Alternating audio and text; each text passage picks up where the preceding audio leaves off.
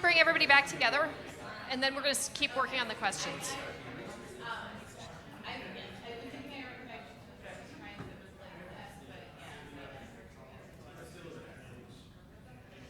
Okay. Coming back. Sorry. That's fine. Do something. Okay. So I just wanted to, I actually pulled up a couple of just publications because we were talking about things and I realized I should probably show you some examples. So this was a group of us who were interested in multitasking. You can't multitask, just to be clear. It is called task switching. There is no such thing as multitasking. But we started on a study trying to study multitasking. And so we realized that there wasn't much out there in our field. And so basically published, this is Annals, which is the highest impact in our specialty. And so basically, as you start to do whatever you're doing, think about putting it, whatever your topic is, your literature review should be a publication if you're in a space that's new, right? So as we talk about our profiling, there's not a lot in emergency medicine, and so that might be, so if there, you might be something to do it that way. So generally a review, so you can take your literature review and publish that. Here's a couple of other ones, and it's just ways to think about publishing as you go forward. So that's this one.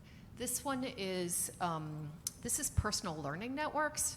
I don't know if you all know Felix Ankel. He's of the older generation of us in emergency medicine, but he talked to me about personal learning networks. And so it's basically, we're all becoming a personal learning network. Like any of you can reach out to me and I will answer any question that you have. And the people at your table, hopefully you'll keep track of each other. And so it's just a personal learning network. And so this is a publication of how to create or how to be intentional about your personal learning network. This one is this is the what do you do with your student question, I think. Actually, no, that may not be it. Nope, it's a different one. This one is what students can do to be valuable. This one is Sally was pissed off. And so this is I was pissed off, and this is the plenary talk for Thursday. And so if you have something to say, sometimes people would be interested in it. This is the New England Journal. This one is, somebody came up to me and said that she was doing this. So basically when they have students who have difficulty with professionalism, they literally take them to the professional state board, to the medical board, and make them sit through an open hearing, right? Show them the consequences of what might happen to them if they remain unprofessional. I'm like, that's brilliant. Punitive, but brilliant. And so I was like, hey, let's just write about the process. So if you have problems with professionalism, but point being, people come up with the greatest things sometimes, and I'm like, just think about that, right? If you look at that and say, that was brilliant, then think about doing it. This is the coaching one. So academic medicine, which is one of the higher impact factors in medical education, they published this thing called Last Page. And so this is basically just coaching. So what's the difference between coaching and advisor and mentoring? And that's an academic last page. That's something else. Okay. All right. Let me just exit full screen. Okay, going back to slides. Okay, so we're going back to your questions. Any questions about anything so far? Okay. Now, we're going to get your questions into appropriate format. So the first thing is it feasible? So the question that you're asking, is it feasible? And so I'm going to pick on, the reason I go around is so that I can pick on people. So, okay, he's got a checklist that's 62 items long for cardiac ultrasound, and I'm not telling the complete truth here. And so they're going to implement that in the emergency department for cardiac ultrasound. What's the problem? Is that feasible? Why are you shaking your head? Oh yeah, it's going to go straight down the line, files and everything, kind of like when once again. Exactly. And the reason I was not being truthful is he actually knows that 62 is not acceptable, and he's coming up away with data reduction. But that's not a feasible question. Cool. And so so in that, do you have enough time, money, and expertise and number of subjects to get to it? So we're going to work through what these finer criteria are, come back to your question, and then go from there. So any questions about feasible? Okay. The next question is it interesting? So is somebody else going to be interested in your results? And so I was trying to think of a not interesting question. So I don't want to burst bubbles, but I'm going to burst bubbles anyway. Publishing in ultrasound and SIM is really difficult because everybody's done a lot already, right? There's a myriad of publications. And so you really have to be very targeted in ultrasound and SIM, which is frustrating, right? Because we spend a lot of time doing that. And so if you're in those fields, just be a little bit careful and think very intentionally before you engage in something for a long distance, right? Or for a lot of time. The other thing is something that is, what was the, somebody had a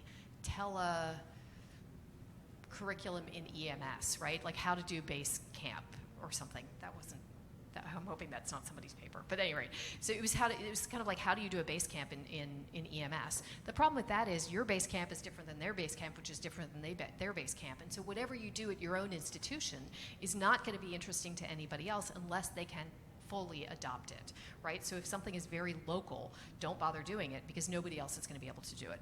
Does that make sense? Again, it's difficult because we spend a lot of time in these things. They're our babies and we think that they're good and they're pretty, but that doesn't mean that anybody else is interested. Okay? So that's the interesting one. Novel, does this add to the existing literature? And so that's the problem with SIM. That's the problem with SIM and ultrasound is you've got to find some niche that makes it new. Ethical, is it approved by the IRB? And then relevant, does it pass the so what test in terms of the questions that you're asking? All right, let's go through a couple of these. Okay, what is the relationship between MCAT and SEP scores? Is that a finer question?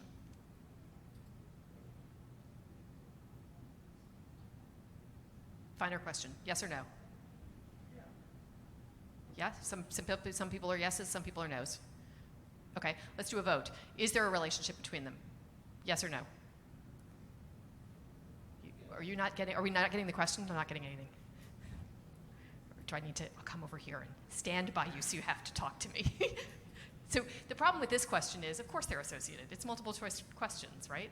Just like your step 1 score and step 2 score is associated with your step 3 score, which is associated with your in-service training score, which is associated with your ABAM exam, right?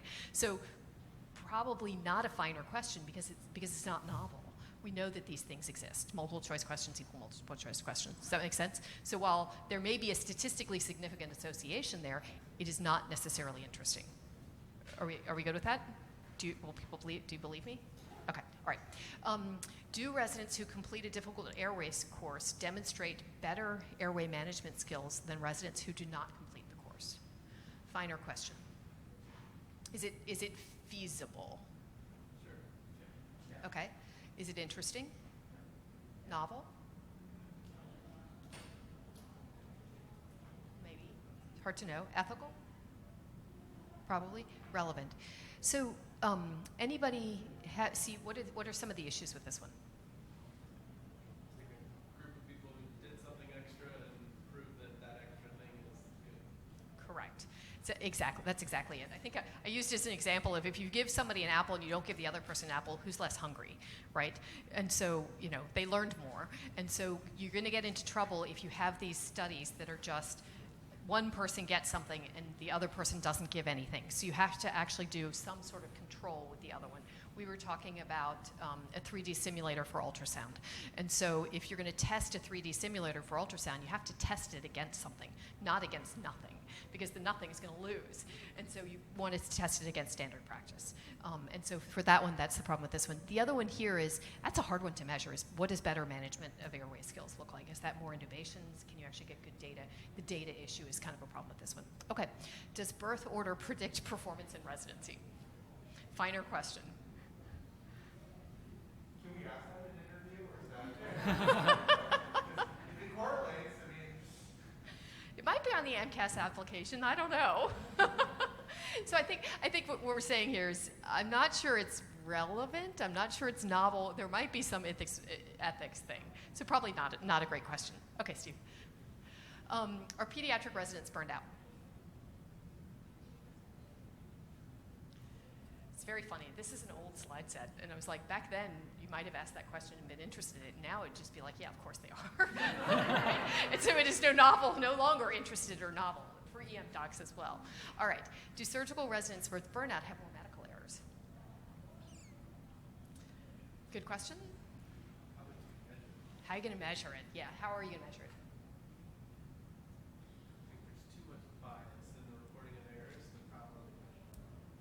So that's a tough one.